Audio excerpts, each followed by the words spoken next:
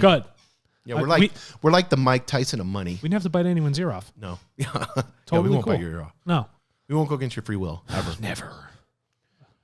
The Battle of Money, Part 2. So what's Part 2 here? Warm me up for it. So let's recap real quick in case somebody's just hopping into this. Most important that we learned on Part 1 is information is what drives markets. Yep. Liquidity, we have to understand, works 24/7. The markets close. Yeah. Which I never understood that, why the New York Stock Exchange would close. Why wouldn't it be going 24/7? I don't. Because you need an advantage to collect information before the trading opens up again. Otherwise, you're going to fall behind. You need to give yourself... Yeah, you can't be 24/7. You got to give yourself a buffer to collect. No matter, the greatest hedge fund manager can't stay up 24/7. You have to sleep. Nope.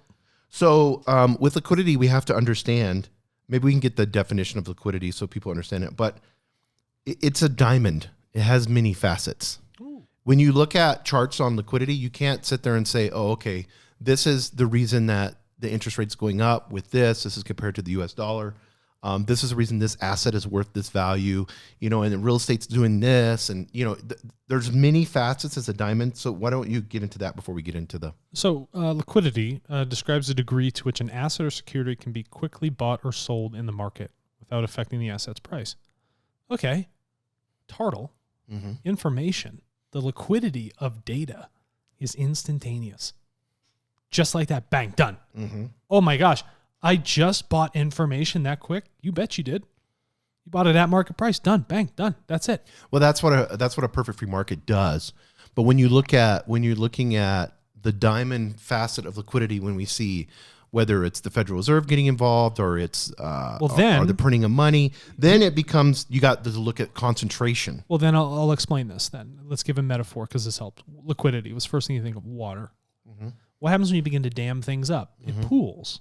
And then somebody controls the flow rate of that asset that comes out of it, which is the water itself. Right. So if you put these regulations in place or somebody that, alters the supply of how much of that water can come out, it changes the liquidity. It changes the volatility. It essentially statistically normalizes it. So the liquidity is actually false. You think it's a very liquid market. It's not. It's only injected at a point to help stabilize the liquidity when it's become so inorganic. Well, you can see that. I mean, let's look at the market of supply chains right now, because there's liquidity in the supply chain. I got to tell you, when I went into Target the other day, everything's sold out. Yes. And they are not going to be able to keep up. Here's what's going to happen. People are going to buy everything. And stores will be empty for a long time because the supply chains are completely sapped and they're already so far behind. Well, they were showing pictures just in LA of how many are just waiting. Crates and stuff are just waiting there. It's so backed up. Oh, no. Barges are just waiting. And how much is that? Every minute that cost. It's called the cost to carry. But we can look at it just in the United States alone. Here we are paying truck drivers to sit at home. Here we are giving, millions and millions of dollars to companies during COVID. Yep. And then everything kind of had a pause button on it. Yeah. You stop the liquidity. You stop that 24/7. Do people still need to drink water? Yeah. So what happens if you shut it off for a day? Whoa, I'm still thirsty. Yes. It's going to take a long time for that to normalize where I can get my water intake back up. Well, what happens whenever you tell somebody ahead of time that you're going to shut the water off? Oh, I'm going to buy more. That's what happens, like the toilet paper, the funny thing. Well, yeah, it's just... Everybody bought... You couldn't find any toilet paper. It's a reaction of fear. Yes. So let's talk about the TARTLE marketplace in aspect of that. You're not going to shut off information. More information gets created every single day. Right. It's not a function of scarcity. It's a time value of it. So if it's variable data that's changing all the time and you want to know what's going to happen tomorrow, well, just wait for it. It'll show up. There's no limitation on it. There's no reason to act in fear of this market, because everybody can participate within it. Right. It's not a limited resource. It's essentially unlimited. And the value of which you pay is for the depth and granularity and how quickly and how up-to-date that information is. And TARTLE's core values, and I think this is really important, is freedom and economic enterprise. And freedom to be able to have an open market where people can make the decisions across the globe. Correct. And those individuals are their own economic enterprises. Every single participant is their own business, because the work they put in generates an asset which they then drive annuities off of far into the future. Because what people don't realize, all money is a social construct. It's just because all of us are like, yeah, I'll trade that for that value. That's all it is. If you look down through the centuries, we've decided gold is valuable. We decided glass beads were valuable. Salt was valuable. We decided salt. Yeah, people go to war and risk their lives for salt. Do you know that kings used to fight over diorite, a form of granite? Yes. Like speckled granite, because they thought it had mystical powers. So if money is a social construct, now we begin to have a different view of what money is. And now we can understand the true battle of money. Because this is a fear of like Bitcoin or Tartle marketplace. This will be as Tartle becomes, as we keep growing and at the rapid rate that we're growing, we're going to see, governments across the globe are going to look at us and say they're going to begin to fear it. Yeah, they're going to fear this free market. Yeah, they're not going to like the fact that everyone accessed information. If say there is a crime that is occurring in a country, right? That's going to be open information. There's no hide. You can't hide that stuff anymore. So if money is a social construct, and especially here in the United States, well, I think all over the world, everywhere it is, we leave money. We're leaving this social construct to central bankers. We let them define the value of the construct. This is not freedom. No. Because you had no say, no choice in how you were supposed to be defining it. Central banks are not society. They are just gatekeepers or people that they are the dam. The problem is it reflects society's worth.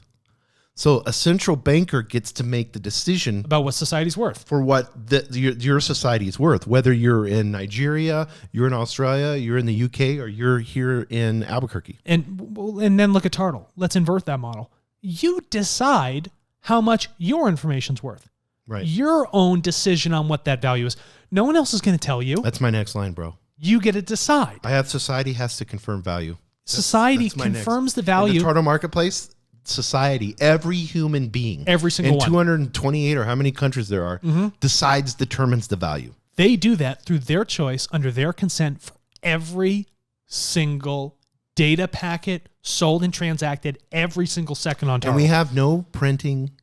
We don't get the printers going 24/7 to print more money. We don't have that. That's because information, the data, is the fundamental support. Yes. And then that person decides that value to them.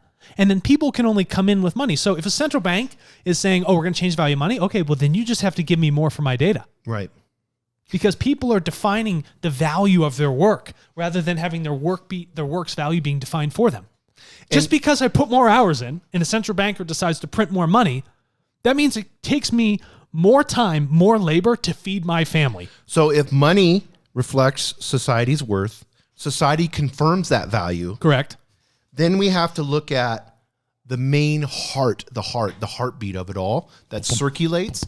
That is one word called trust. Oh, trust. When we just made $1 trillion bill.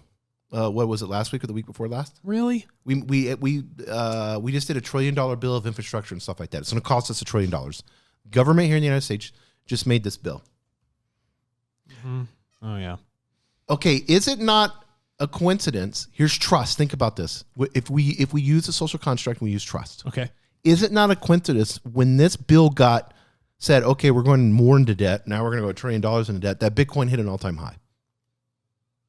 Who is the young generation not trusting? They don't trust the government. It's showing you that their value is inversely, like, it's inverse to the choices that are making over here. Yes. So as they essentially decrease the value of money, we say, okay, we're going to increase the value of what we think is valuable. Because here's the question. Who do we trust? We trust ourselves. We do not trust the government. Yes.